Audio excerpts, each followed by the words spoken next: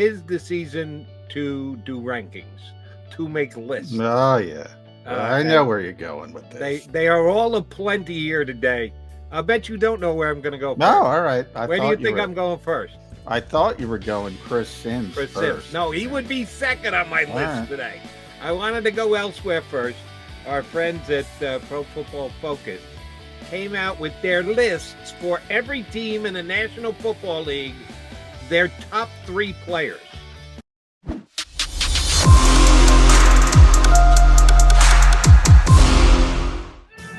It's a Football Friday here on Birds 365, a lead into Memorial Day weekend.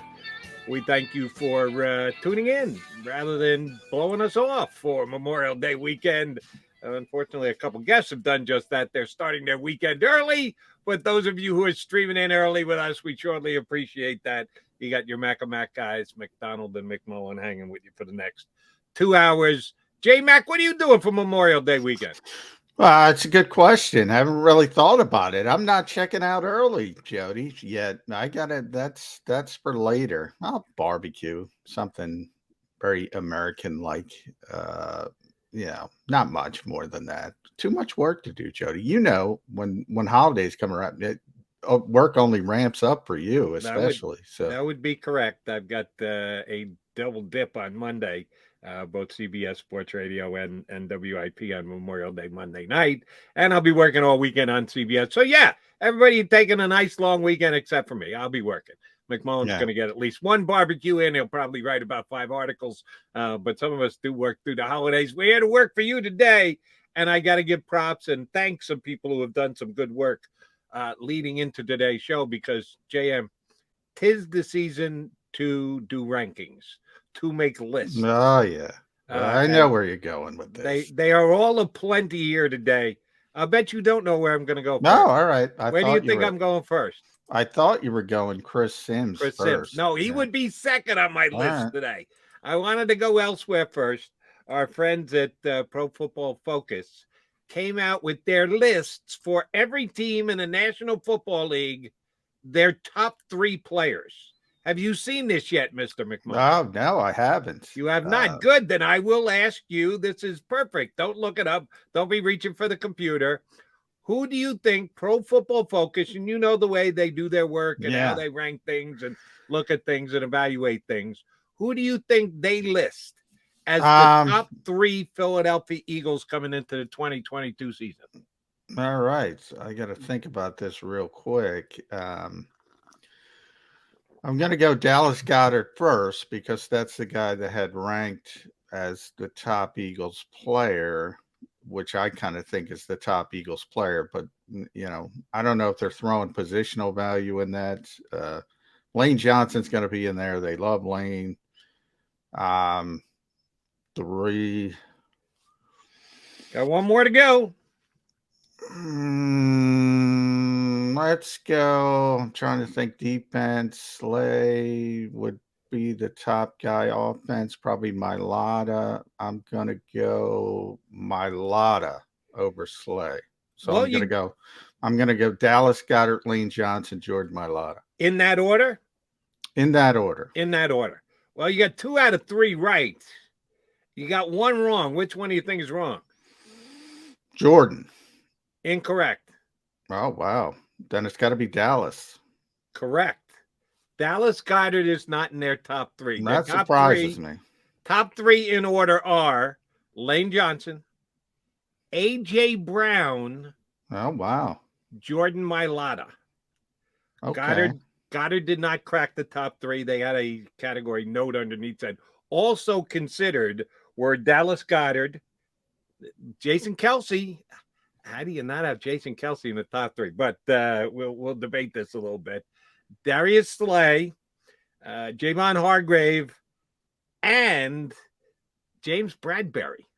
So they went 7 deep on the Eagles. 3 everybody picked, and they've got every team in the National Football League ranked. Some have, as a matter of fact, I think the Eagles list of 7 there also considered is longer than most. They added 4 more guys to also considered. I don't think most teams had that many, but they considered 7, came up with 3, and 2 of the 3 are the offensive line, which tells you what they think about the Eagles' offensive line, that it is as good as it is. But they are putting heavy consideration on A.J. Brown, which I'm trying to figure out because they just came out with a list of the top wide receivers in the league, and A.J. Brown wasn't in the quote-unquote elite group. They had 8 in the elite wide receiver group, and he was just outside at number 10 on the cusp of the elite group that they said. But they think he, on the Eagles roster, is coming into the season the second best player, only behind Lane Johnson. Well, you and I kind of talked about it when we were getting yelled at for disrespecting AJ Brown. Number whatever we had him at 11 or 12. It's not an insult. Just outside the top 10. How dare it's not we? an insult. There's a lot of good receivers in this league, and there's a perfect example. They had him as whatever it was, 9th best receiver, and he's top 3 on the Eagles. I mean, there's 32 teams, people, so not everybody has one of those 8 guys, and he's still, which Jody and I kind of said, a really good player.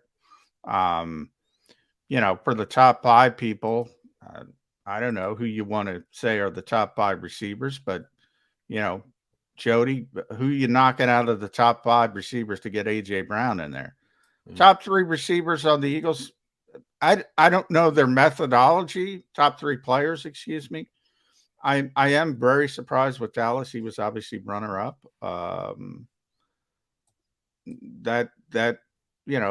not going to quibble. Maybe they're taking into account more than 1 year, and he kind of spiked last year when he got the opportunity. AJ's been doing it a little bit longer, so who knows? But Jordan Mailata's in there. He's only really been doing it for 1 year. He got thrown into the deep end of the pool and swam, to say the least. So who knows what they're thinking? But they're all good players, so I wouldn't quibble with any of them, but I did know I was very confident Lane Johnson was going to be in there because, Lane has not only been doing it at a high level, but he's been doing it at a very high level for a very long time. Agree on all fronts. And here's the beauty of it, John. Despite, yes, some people on the stream and on Twitter attacking me because I didn't have him in the top 10, I wasn't wrong. And the people who believe that he's in the top 10, they're not wrong either. Because everyone can have their own way of filtering out how you would rank somebody. How much emphasis do you put on just last year? How much do you put on their entire career? How much do you put on a projection for the upcoming season? The reason why a guy like A.J. Brown is difficult to rate and rank is, how's he going to fit with the Eagles?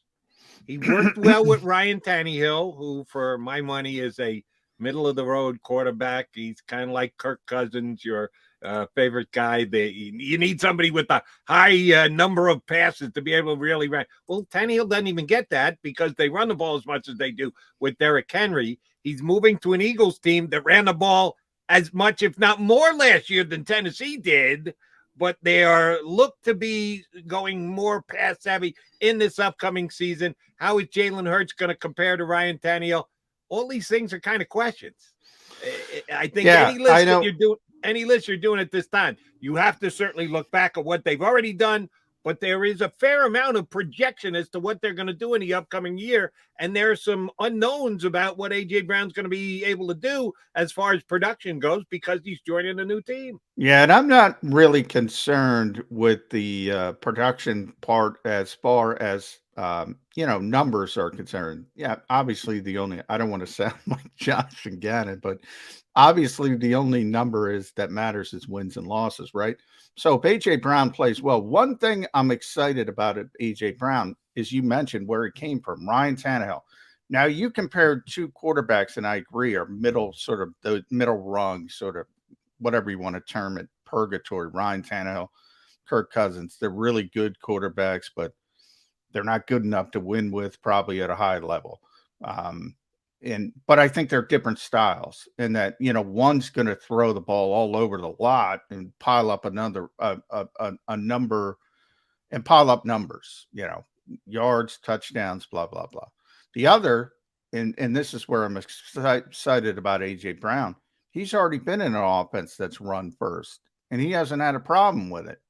And and that's rare for the wide receiver position. So my point is, if he had been playing with Cousins and he had been getting 1,300 yards a year, then you would start to say, well, is he going to be upset? Because he's probably not going to get 1,400 yards in this offense, at least until Jalen Hurts takes that step forward, and hopefully he can take that step forward. And the diva sort of reputation of most receivers in this league, they want the football. We talk about it all the time. Most selfish position in sports, right? I want the football. I want the football. I'm open. Give it to me. Give it to me. AJ's got that mentality where it hasn't bothered him to this point. Maybe it bothers him down the road. I don't know. I can't predict, but it hasn't bothered him to this point. And I think it's a great, great fit for this particular team at this particular time. And all the names that were thrown out, TJ Metcalf, Deebo Samuel, you remember DK Metcalf.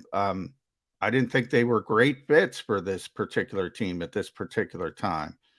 Different reasons. Debo's more the manufactured touch guy. I haven't seen the ability to use that type of player. And DK is more of what I was talking about, not to the level of Cousins, but used to getting the football a little bit more. And I didn't know if that was going to work out here. AJ, man, he was a perfect fit for the Eagles. Perfect fit. And everybody should be happy about it and not worry about, is he the 11th best receiver in football? Is he the 8th best receiver in football? Is the top 5? He's not going to be regarded as top 5, because to be regarded as top 5, you got to be 13, 14, 15, 1,600 yards. And the Cooper Kupps and the Jamar Chase and the Justin Jeffersons of the world. And he's not going to get that. And Devontae Adams. By the way, there's 4 right off the bat. Jody, who you knocking out of that top 5 to put AJ Brown in there? Think about this, people.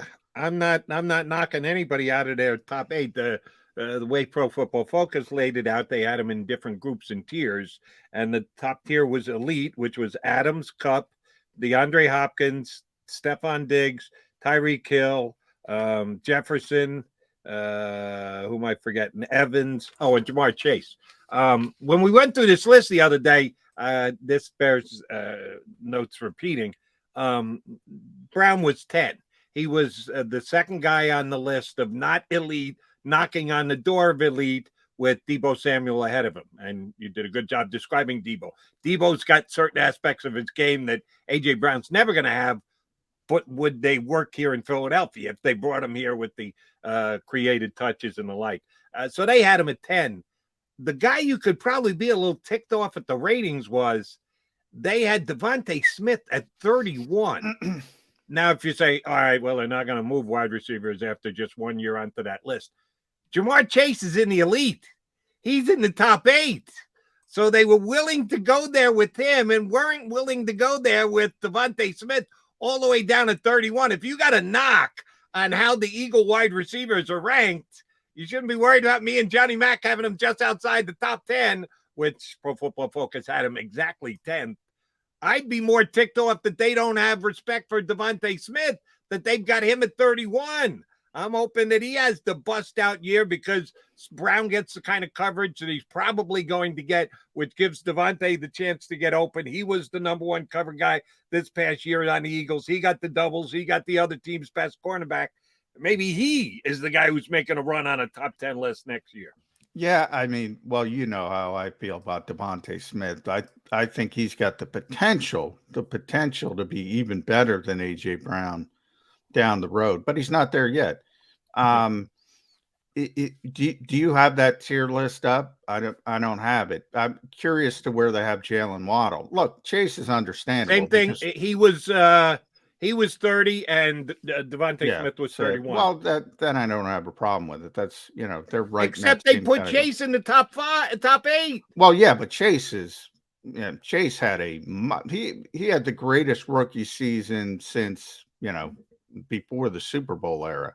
And it's interesting. Jefferson had that, and then Chase had that.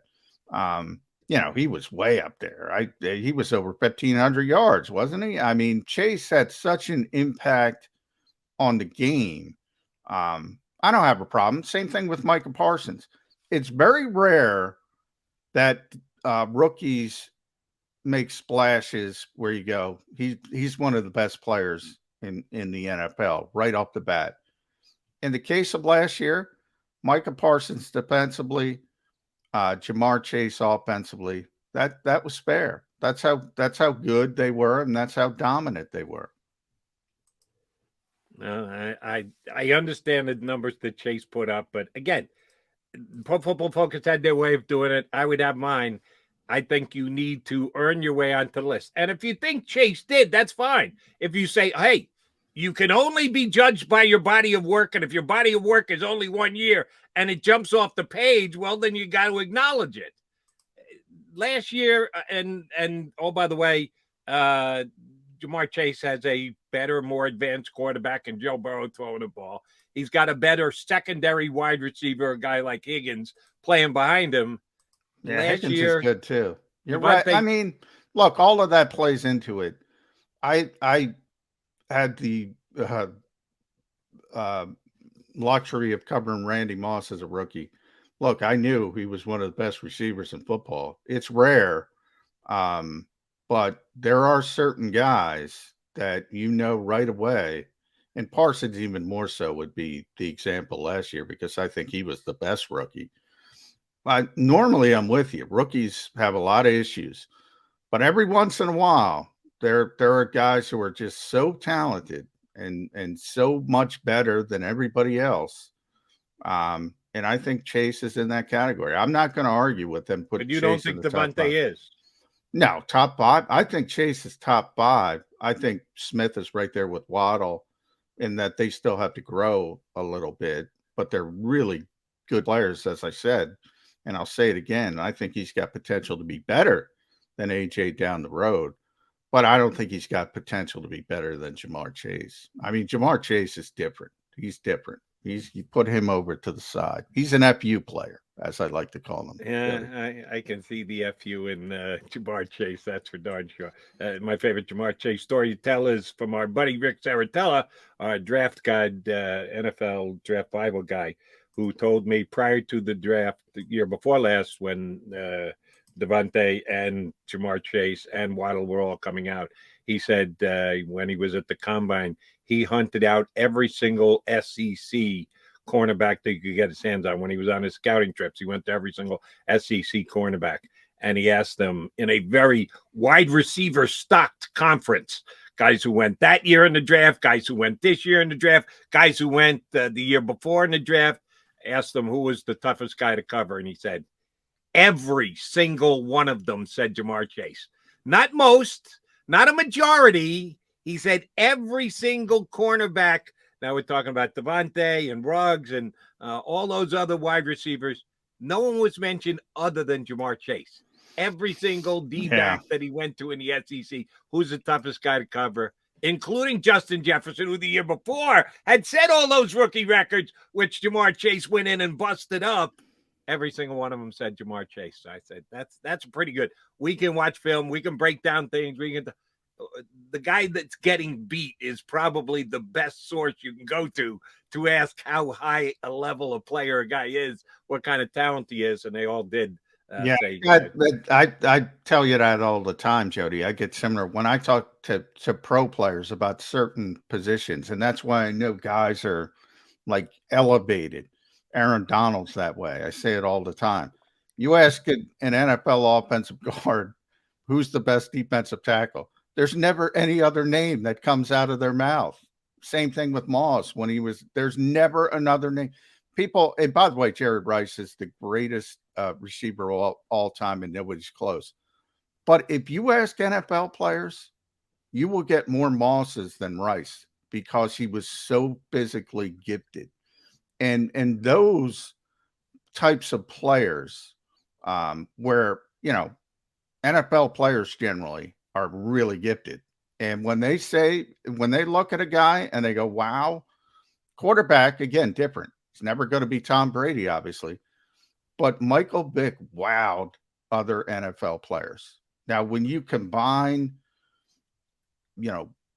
what Aaron Donald had and Randy Moss had, and you're a great player with that physical ability, then it turns into a, all-time great player. But there are certain guys, and Micah Parsons is in that group now, and we'll see if he can sustain it, because you can't rest on your laurels. That's one thing, guys go in and say, oh, this is pretty easy. And all of a sudden the league catches up to you. So they have to sustain it. But what he did on the defensive side of the ball, what Jamar Chase did on the offensive side of the ball, it was pretty amazing.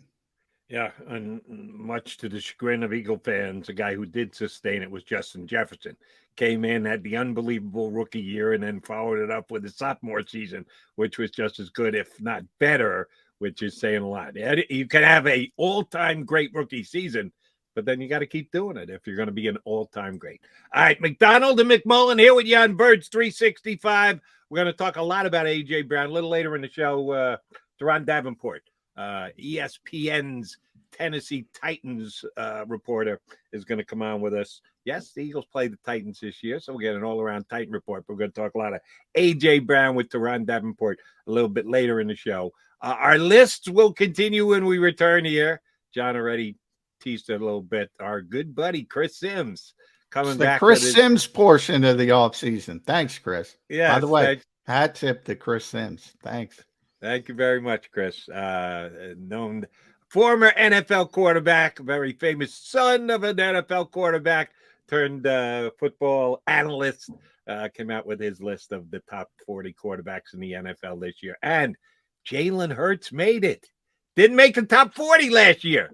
There are only 32 teams in the NFL. Somehow Jalen, as the starter of the Eagles, didn't make the top 40 going into the year. I saw a number of people say Jalen was 40 last year. No, he wasn't even 40. He wasn't on the list. Top 40. No, he wasn't on the top 40 list. So those who think he was 40, no, he didn't even make it to 40.